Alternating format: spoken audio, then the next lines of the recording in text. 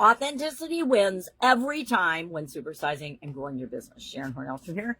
Worked with literally thousands, probably tens of thousands now, of businesses and business owners who are wanting to grow and build and supersize their business. They've tried all the tips, tricks, and strategies. They've tried the bro marketing. They've tried buying people to be their customers and found that it doesn't work because it wasn't true and authentic, and it wasn't what was right and in alignment with their business. It didn't match up with their core values and things.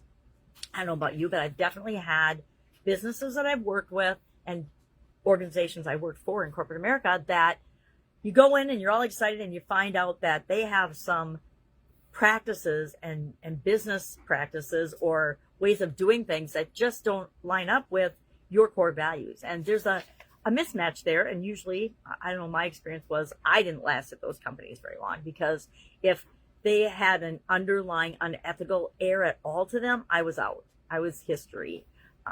And that's because it doesn't match up with my personal beliefs. I think that we can, in all of our businesses, make the world a better place.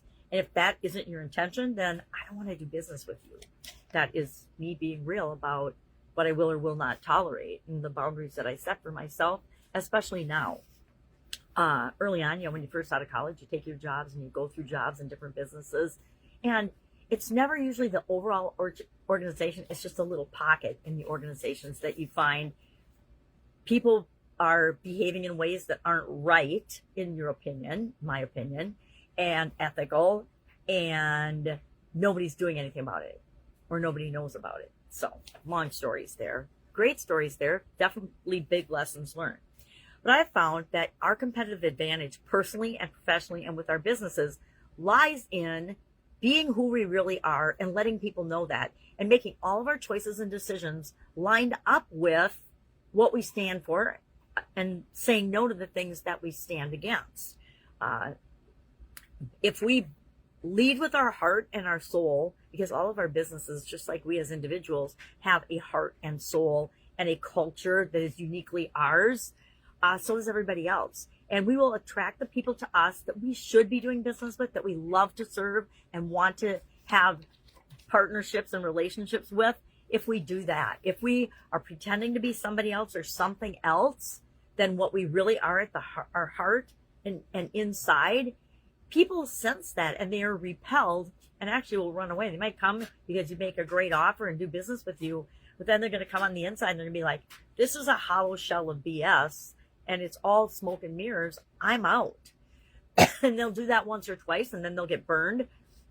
In different industries, it's just rampant. I like the saying, bro marketing. Do it our way. If anybody ever tells me you have to do it 100% my way or it's the highway, I don't do business with them, because each of us are different. We all want different things. And there's infinite possible ways that we can achieve the goals and objectives and the vision of what we want for our business and our life. We don't have to follow anybody else's plan 100%. It just doesn't work for all of us, right? It's like thinking that everybody learns the exact same way. It doesn't go that way. People crave not only genuine, authentic behavior from the companies they do business with, but the people in your organization crave that as well from you as their leader and the founder of the business, because it gives them permission to be themselves. We are all quirky, multifaceted human beings. And to think that, some of that doesn't belong in our workplaces, but some of it is so inherent in who we are and what we stand for and what our being needs to express, we have to allow that. I have a tickle in my throat. Sick grandkids, and they're spreading it to everyone. I have found that if I am honest with people and share what I'm really thinking and feeling, what's really going on and the reasoning behind it, they're more than happy to understand and support those decisions. But if we just unilaterally, that's just good leadership, right? Is letting people participate and understand why we're doing things, not just handing them down like edicts from the king. I'm going to be transparent and consistent. I would say that one of the things that helped me the most in my corporate career, as well as in my private businesses, has been being right up front with expectations, and then letting people be right up front with their expectations of me and how I can help them. Being transparent. Hey, this is what's going on. Yeah, we just lost our biggest vendor. So we need to hustle and find a way to replace that, those products, those raw materials that we need to produce our products. Even when it's hard, I think that if we tell people, hey, this is what we're going through, how can we pull together anybody and then brainstorm ideas of how to fix or solve what's going on, people respect that. And if they don't, do you really want them working for you anyway? Integrity builds trust. Knowing what to expect from you and other people in your organization builds trust and relationships and makes everything more cohesive and work more smoothly. Just gets into like a flow state. Vulnerability creates connection. Now, I don't want to see, and I'm not going to participate in any of this fake drama and fake vulnerability that exists when people are just trying to get attention online. I don't know about you, but I hate that stuff. I'm like, really? It is so fake. If I have to go online and cry on social media, what does that tell y'all about my life? It means I don't have anybody in my life I can talk to about it that are real live human beings. I have to be popular by going on social media and trying to get a bunch of likes on my mental illness or my traumatic behavior. Consistency creates confidence, both in ourselves and in the people around us. And it also demonstrates what we expect from other people. I expect the people that work in my organizations to be consistent too. They might not have to be as consistent as I am, but they need to have consistency, continuous improvement, a work ethic, things like that, in order for us to all get along and create the life and the businesses that we want. So our action item today is to be super duper honest with yourself and admit one place. You don't have to tell us, but it'd be nice if you did so we could all learn from one another and find out where we're being inauthentic, because we all are sometimes. We all wear masks. I wore masks for the first 4 or 5 jobs in corporate America before I finally said, yeah, that's okay, but it's not working for me. Every couple of years I want to go because I find something in the organization that makes me feel yucky, and so I'm out.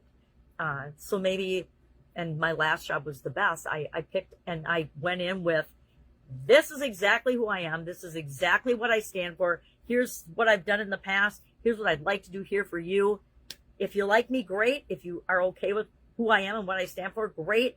Otherwise, it's not a good fit for both of us. If it's not a good fit for both of us, then please don't offer me a job.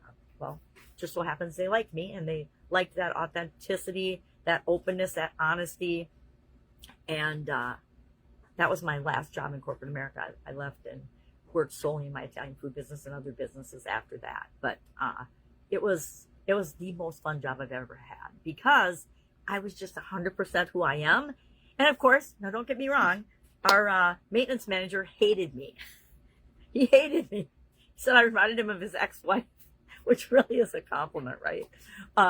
But people will love you, people will hate you, but the ones that are for us will be attracted to us and magnetized to us then. And the ones that aren't for us, were never going to be for us anyway. So why would we want to be pretending to be somebody or something that we're not, to make people that aren't going to like us or care about us or help us anyway ever pretend that they do, or try to get them to? It just seems ridiculous. It reminds me of junior high, right? Doesn't even remind me of high school, although that was worse. All right. If I can help you in any way, hit me up and ask. Otherwise, have an awesome day. Think of where you're being authentic and being yourself, and think of where you're not. And like I said, we all wear masks sometimes. I mean, when I'm doing a formal presentation, I do a lot more professional job than this. And that is probably a mask I'm wearing, because what you see is what you get. This is who I am on my videos. All right. Have an amazing day. If I can help you in any way, ask. Otherwise, I will be with you tomorrow.